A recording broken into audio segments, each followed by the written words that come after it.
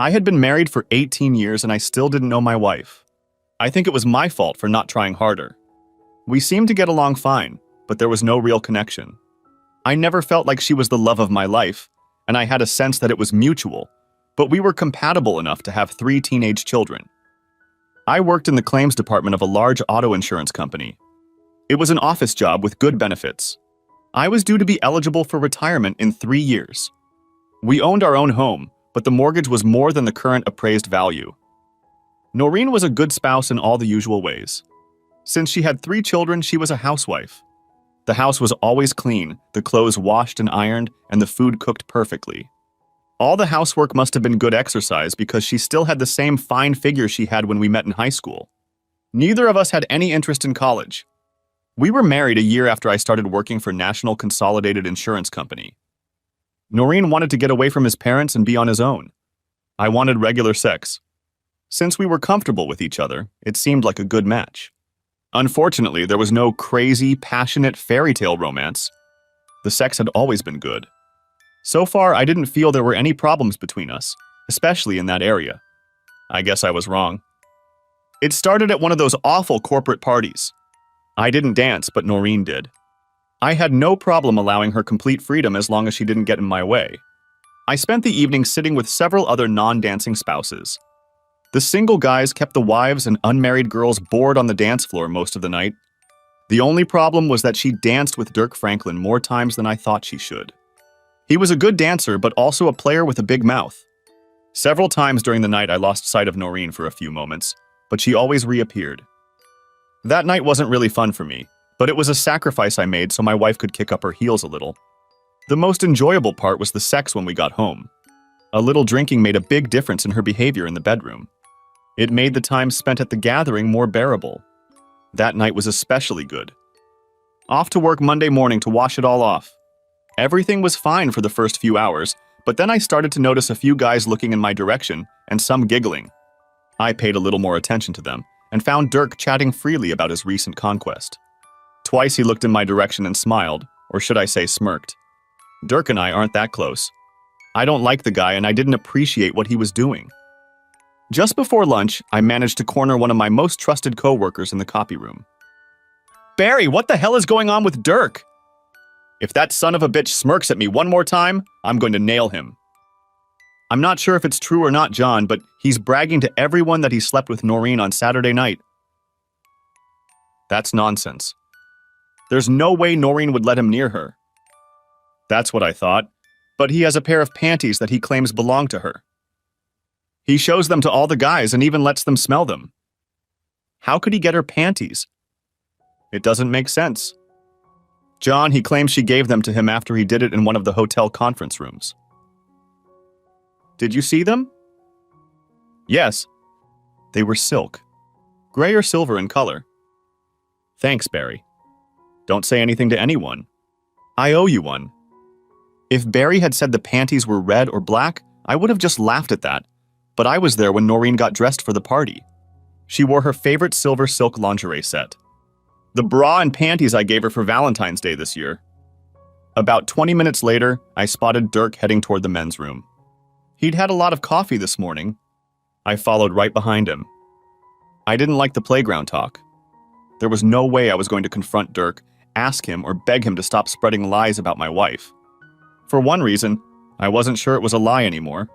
If I confronted him, it would probably make him wary. And I didn't want that.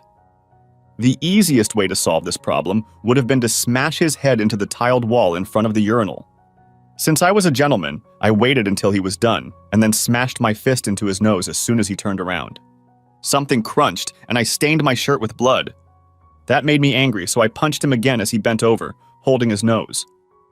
Dirk was a big guy, but he didn't offer any resistance or try to defend himself or fight back. I found a pair of silk panties in his pocket and kicked him twice hard in the crotch area. As I left the toilet, I noticed that he was vomiting. I left for an early lunch, and when I returned, I learned that my employment with National Consolidated Insurance had been terminated.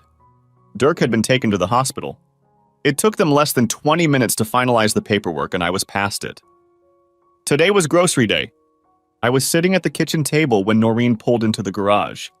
I looked up when she walked into the kitchen with several bags of groceries. Hey, sweetie. What are you doing home in the middle of the day? Are you sick or something? I didn't answer as she set the plastic bags on the countertop. Do you want to help me get the rest of my stuff in? I still didn't say anything, and she left for the garage. She came back with 6 more bags but didn't say anything, setting them on the edge of the table. Something's wrong, John. I can tell. Why are you home? She started to empty her bags as she spoke. I was fired. That doesn't make sense. Why did they fire you? I was sitting there trying to figure out how to start a conversation. I'm not good at this. In the end, I just threw her panties across the table. Oh, God, no! Noreen sat up as soon as she saw them and pressed both hands to her head. No! No! No! No! This can't be happening. I saw my wife start to cry. Not whimpering or howling, but something in between. They're covered in dried semen. Can you explain that to me? After my question, the intensity of the crying seemed to increase. She put her head down on the table, and all I could hear was her quietly muttering over and over again, No! No! No! No! I waited patiently for almost a minute. My wife made an attempt to wipe the tears from her face, then looked at me. I'm sorry, John. I'm really sorry. It was a mistake.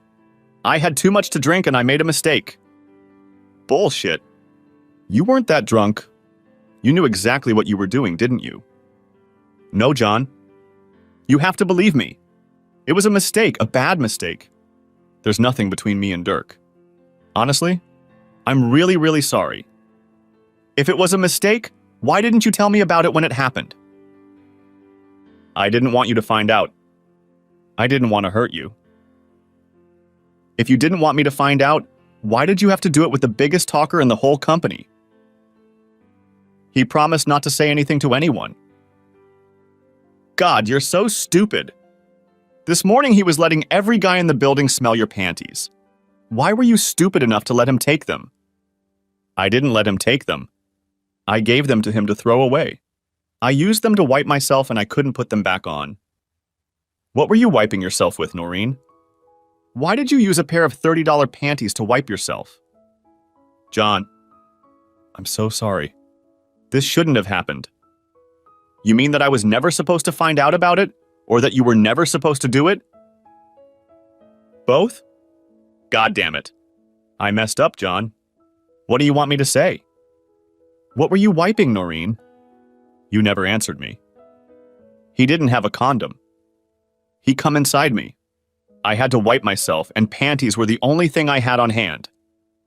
That's just great. How am I supposed to react to that? Do you really expect me to say I forgive you? No. How about a reason? Can you give me a reason why you did it, and don't give me any bullshit about you being drunk? I don't believe that for a minute. No. I wasn't that drunk. Dirk and I had a good time all evening. He's a good dancer and a lot of fun. He knows just the right thing to say to a girl, something that makes you feel good. So you two just wandered into one of the empty conference rooms and made mad, passionate love? No. It wasn't like that. How'd it go? Don't make me do this, John. Don't make me talk about it. Did you give him a blowjob? Hell no. No, I didn't have time to realize anything. It was over quickly, just like that. It took me longer to clean myself up. That's what you got me for, isn't it? What do you mean? You know exactly what I mean. What was the first thing you did when we got home? Tell me, Noreen. What did you make me do when we got to the bedroom? No, John. This has nothing to do with what Dirk and I did. Honestly. No sooner had we gotten into bed than you had already climbed on top of me to do the 69. You just come by letting Dirk come inside you, and then you started rubbing your dirty, hairy nipple against my face. Was that the arousal you were looking for and didn't get from Dirk? John. No. It wasn't like that. Bollocks. You had a screaming orgasm while I licked someone else's seed off your bed. That must have really turned you on. It's bad enough you shagged him, but you came home and wiped my face. You didn't shower. You didn't even shower. I'm sick to my stomach just thinking about it. Do you really think I can forgive you for that? That's not the point, John. I was horny as hell. Dirk didn't give me the slightest pleasure. You always do. All I could think about was getting home to get you into bed. I wanted you, John. I needed you. I'm sorry, but I don't think so. John, you're making too much of this. It's nothing. It doesn't mean anything. We can get over it. Noreen, do you really think it's nothing? I've lost my job. I've lost my pension. I lost my wife and kids. It probably meant nothing to you, but to me it was everything. My wife just sat there looking at me while I got up from my chair. I need to get out of here. The police will probably be here soon. I don't want to talk to them right now. Why did the police come? What else is going on, John? I'm afraid I offended your lover a bit when I restored your panties for you. That's why I was fired. I'm sure the police already have a statement from Dirk. Hell, I could spend a couple of months in jail if you just bang me for a minute.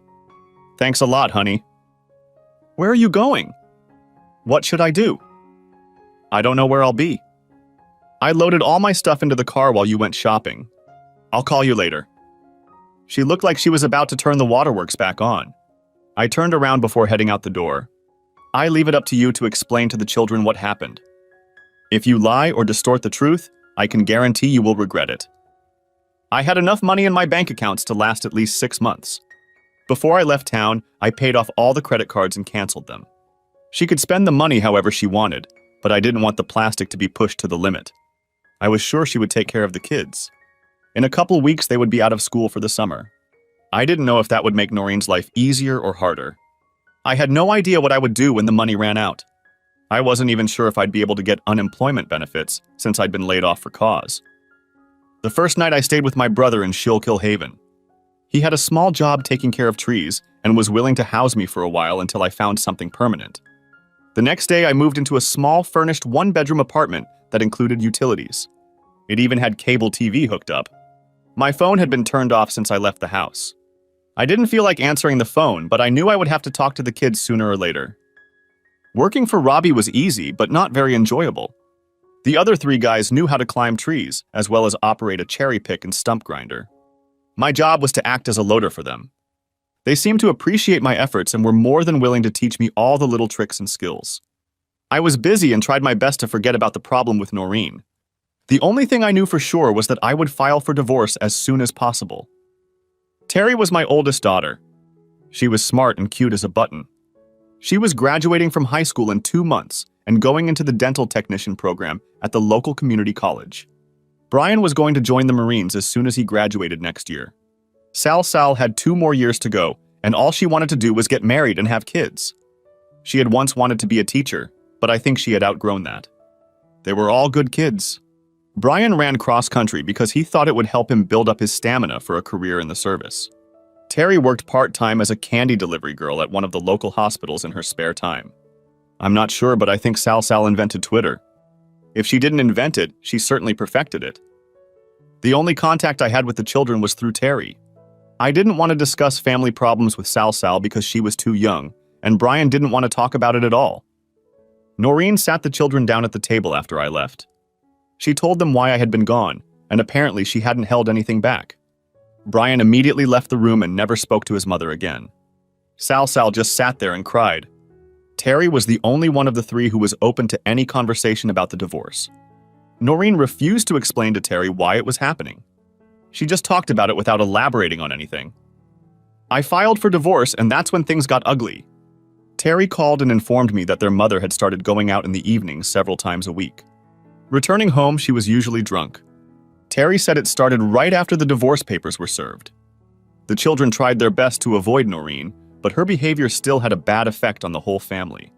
As far as Terry knew, no men were involved. Brian didn't talk to his mother, and Sal spent all her time whining.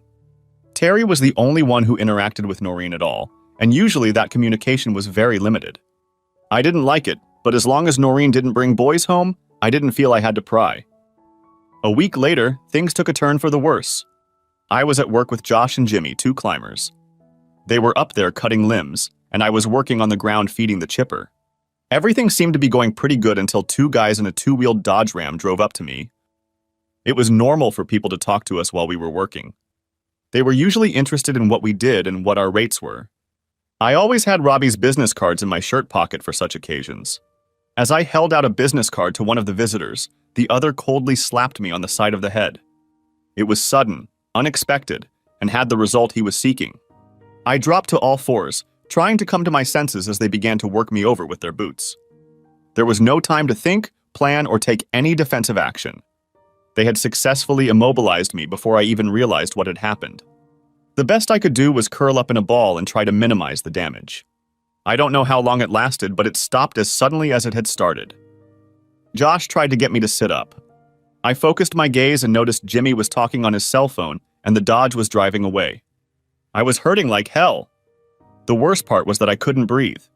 Every time I tried to inhale, a sharp pain pierced my right side. It was my first broken rib. And then I noticed the larger of the two guys lying on the ground next to me.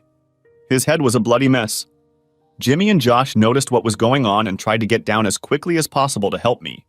To speed things up a bit, Josh lowered his chainsaw by the rope and swung it at the guys kicking me. The dangling steel chainsaw caught the larger of the two guys in the head, and he appeared to lose his ear. His buddy wasted no time getting the hell out of there. Even though the chainsaw wasn't working, it left a hell of a gash on the baboon's head. After a few minutes, he started to move, and Jimmy gave him a good kick in the balls. Unless you counted the one kick to the head, all the rest of the damage was to my body. I just sat there, not moving, until the ambulance crew arrived. I refused to ride in the same ambulance as the guy who attacked me, so the local police ended up taking him in the back of the patrol car. Robbie was in the hospital by the time I got there. Thug number 1 had a serious head wound. It didn't tear off his ear, but it disfigured him beyond recognition. I didn't feel too bad, but the doctor and Robbie insisted I stay the night. The cops grabbed goat number 2 in the Dodge Ram before he could drive 5 miles away. After enjoying a mediocre dinner, I settled in for the night, but not for long. It was almost 1 o'clock in the morning when my cell phone rang. Who the hell could be calling me at this hour? Who the hell is calling me at this hour? Dad. It's Terry. We have a problem and we need your help. I don't think I can help you right now, but what the hell is so important that you have to call in the middle of the night? Mom's in jail and someone has to bail her out. What's she in jail for? She crashed her car and was charged with DUI. Is she all right? She's not hurt? Not really, but the car is in really bad shape. It flipped over about 6 parked cars before hitting a fire hydrant. Was she alone? Yes. I don't know anything else. They won't release her until some kind of bail or bail money is posted. I didn't know what else to do, so I called you. Terry? We've got a little problem. I'm not at home right now. I'm at Pottsville Memorial Hospital. I was injured at work today and the doctor wanted to keep me overnight. I'm fine, but I can't leave. Maybe you should call your Aunt Sarah. She'd probably be happy to help your mom. What happened? Why are you in the hospital? I have 2 broken ribs. I'm wrapped up like a mummy and I don't know if I'll even be able to drive. I'll be fine, so don't worry about me. I just need a few days rest. I didn't see the need to tell her how the accident had happened. She had enough problems of her own. Is there anything I can do for you? Try to find out a little more about what happened to your mother. I'm just a little curious. Okay. I'll call you tomorrow afternoon and see how things are going. Robbie gave me a ride to my apartment and filled the freezer with a bunch of TV dinners from the microwave. I asked him to bring me a couple beers, but all I got was some RC Cola. I was able to move around fast enough to go to the bathroom and eat. Unfortunately, I was forced to watch a movie festival with Adam Sandler all day. Shortly before dark, Terry called. Noreen was having drinks with people who worked at National Consolidated. I thought that was interesting since I don't work there anymore. I had no idea she had friends of her own who worked there, except for Dirk. They were just starting to party when the police showed up and arrested Dirk. Noreen got very upset and started drinking more than usual. By closing time, she refused to call a cab or let anyone else drive her home. Terry couldn't understand why Dirk had been arrested and why Noreen was so upset when it happened. We talked for a few more minutes. Terry was glad to hear that I was home and that I was taking care of myself. They wanted to come to my house, but they didn't have a car. Sarah had bailed my wife out, but Noreen hadn't come home. Terry gave me Sarah's phone number. Sarah, it's John. What the hell is going on? Your wife is a mess, John, and it's all your fault. Whoa. Wait a minute, Sarah. Why is this all my fault? You left her, that's why. You left her with 3 kids and just ran away. Who the hell do you think you are? Come on, Sarah. You know me better than that? Why would I just get up in the morning, quit my job, and leave my wife and kids? Does that make any sense to you? Noreen said you were fired and that you were taking out your anger on her. Did she say why I was fired? She said you beat up a guy at work because she danced with him at a company party. Sarah, she didn't dance with him. They had sex right at the party. Is that what she told you? There was a short pause. No. She didn't say anything like that to me. I didn't hit a guy for dancing with your sister. I hit him for fucking her and then bragging about it to everyone in the damn company. She even gave him her panties as a thank you. There was no answer on the other end. Did she say why her boyfriend was arrested last night? No, but she indicated that you had something to do with it.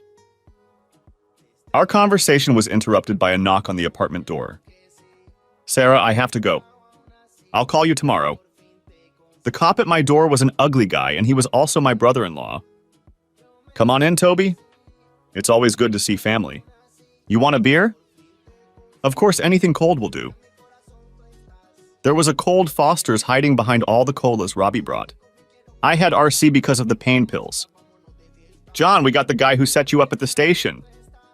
The 2 guys he hired to beat you up were happy to pounce on him. I believe it was Dirk Franklin?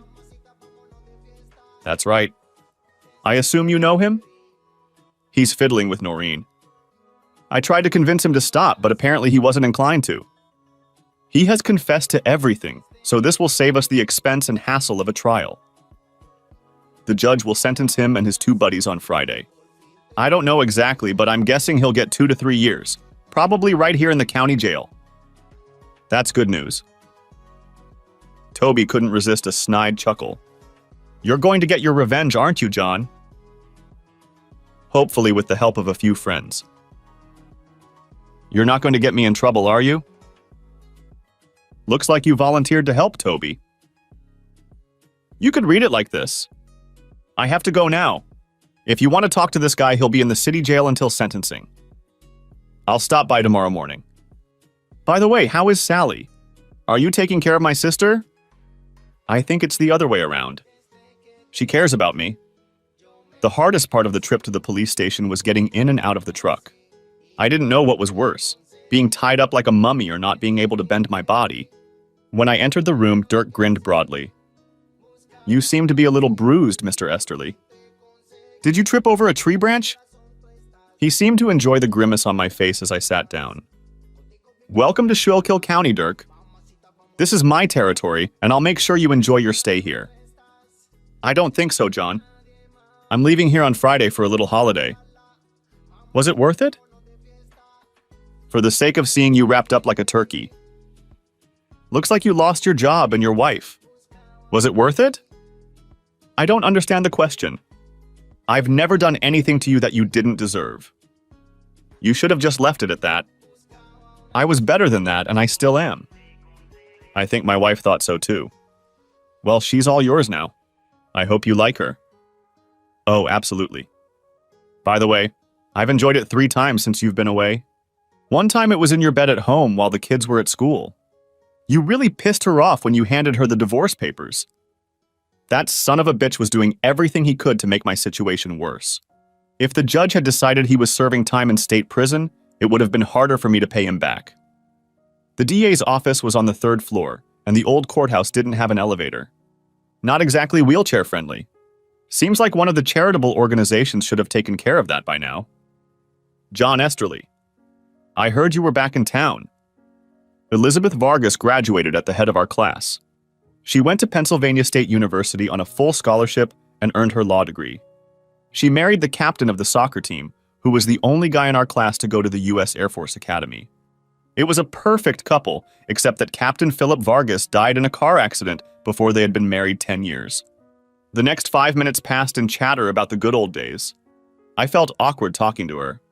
She belonged to the elite crowd and I was one of the supporting players. I smiled and tried to be polite. I was looking for a graceful way out. It was nice chatting with you, Elizabeth. I'm recently back in town and heard you were working here and just wanted to say hello. With a sheepish smile, I got up to leave. Sit down, John. The polite chatter ended. You're here about Dirk Franklin, aren't you? Yeah, but when I saw you here, I decided it wasn't a good idea. I felt like a beached whale trying to get back into the water. I've been assigned this case, John, so I'm a little up to speed on what's going on. It's plain and simple. He's going to jail. What did you want to talk about? I think that's what it was. I just wanted to make sure he got what he deserved. Elizabeth Vargas leaned back in her chair and smiled at me. It was kind of funny because that's what big, burly men usually do. You're starting to annoy me, John. I don't like it. I began rubbing my fingers together nervously and looking down at the floor. This was a problem I didn't feel comfortable discussing with a woman, especially one like Elizabeth. She wasn't going to back down. Dirk Franklin hurt me deeply. I lost my job, my wife, and my kids because of him. I just wished his time in prison wasn't a vacation.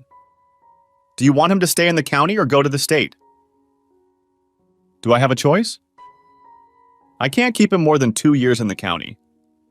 If I give him more than that, I can send him to one of the state institutions. She noticed my smile. I think 2 years right here would be good. With some effort, I stood up again. This time she didn't bother to stop me, but when I turned around, she said, John, can you meet me for lunch at Scrappy's around noon? I nodded, and when I smiled at her again, she smiled back. This could be an interesting lunch. After leaving the courthouse, I did a little shopping. I bought a nice shirt and a new pair of pants. Before that, I had only carried work clothes with me. I also bought a case of beer. I decided that if I had to choose between pills and beer, beer would win. I wasn't sure if the lunch would be business or pleasure. It was the latter. Elizabeth returned home after Philip's murder. Apparently, she was receiving some kind of government compensation, but still had to work. She had a 16-year-old son, Philip Jr., whom she called Two. After he was born, they decided they didn't want to call him either Junior or Philip and settled on the name Two. It was hard to elicit a lot of personal information from her without seeming intrusive, so I just let her tell me what she wanted me to know. I didn't say anything at all about my situation because I was afraid of appearing weak. My self-esteem was somewhat low at the time, so I felt a strong need for protection. Before Elizabeth left for work, she told me not to worry about the impending sentencing. The smile on my face quickly disappeared when I got home. My 3 children were sitting on the porch with their suitcases and bags. What the hell are you doing here? No one wanted to answer me. How did you know where I live? Brian decided to melt the ice. Uncle Robbie gave us the address. I don't see a car. How did you get here? Aunt Sarah brought us, but she couldn't stay. Brian stood up as I approached the porch.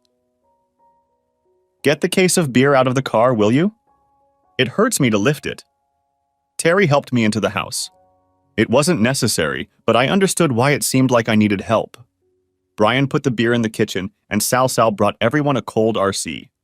I didn't know how long they had been there before I returned. And just why did Aunt Sarah bring you here?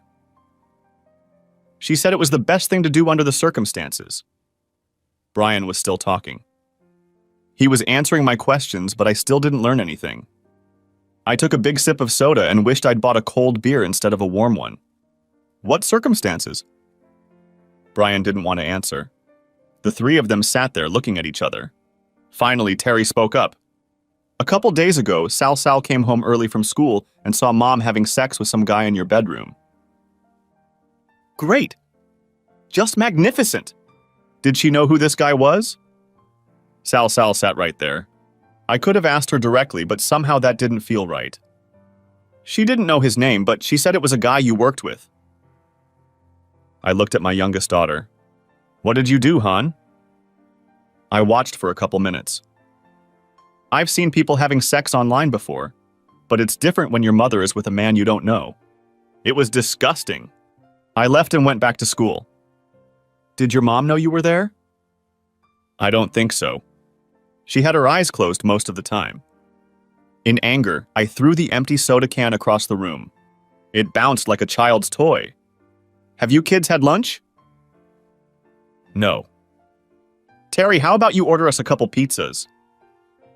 While the kids were putting their stuff away, I called a lawyer and asked him to redo the divorce papers so I could get full custody.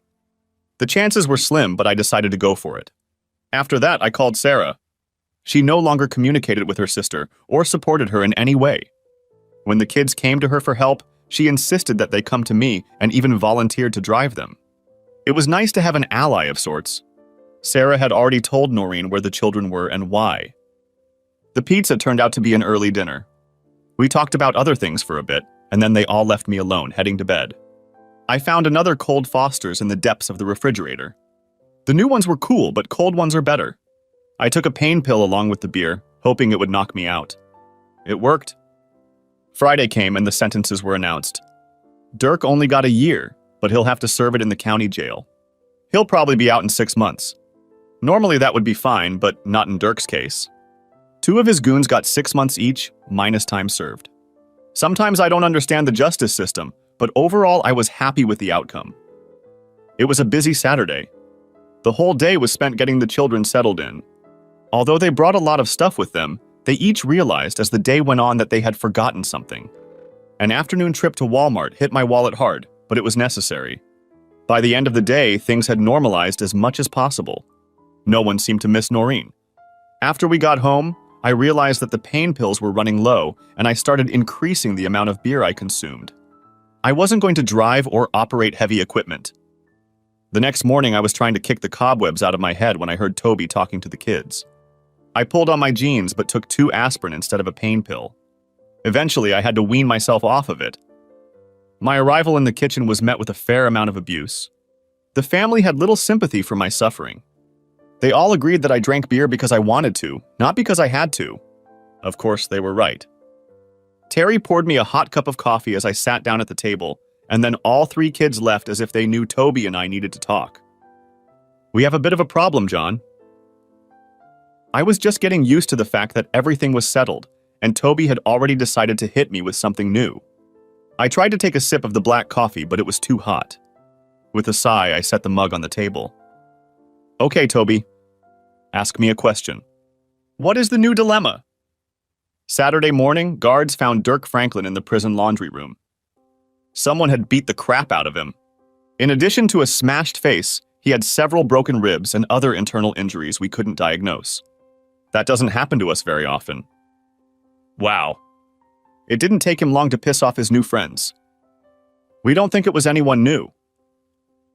Toby noticed my smile as I took another sip of my morning brew. It was still hot, but it was better. Looks like someone blabbed that Dirk set up his mercenary to get a reprieve from punishment. Even though his goons got a lesser sentence than he did, they weren't too happy about the news. We don't have any evidence that they did it, and frankly, we're not very interested in pursuing the case. I stood up and filled Toby's cup. He noticed I was still smiling. That's the good part, John. The coffee was perfect, but the smirk was gone from my face. They were supposed to take Dirk to a hospital in Allentown. There was a guard watching him, but last night Dirk disappeared somewhere. No one knows when or how. The staff didn't think he could get away on his own, but it looks like they were wrong. I never finished my coffee. I just got up and poured it down the sink. Toby sat in silence, and I stood staring out the kitchen window. I couldn't see anything out the window, just the brick wall of the neighboring house. It didn't matter what I was looking at. I never felt threatened by Dirk, but the thought of him being out there annoyed me. After a few moments, I heard my brother-in-law rise from his chair. John, I'll keep you posted on what's going on. If I find out anything, I'll let you know. I was still staring at the brick wall when I heard the back door close. Daddy, do you want me to make you some scrambled eggs? That would be great, Terry. Let me take a quick shower first.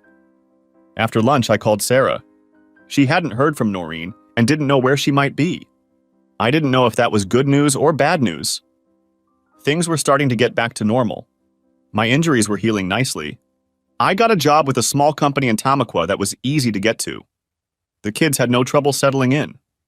We spent more time with Elizabeth and her son.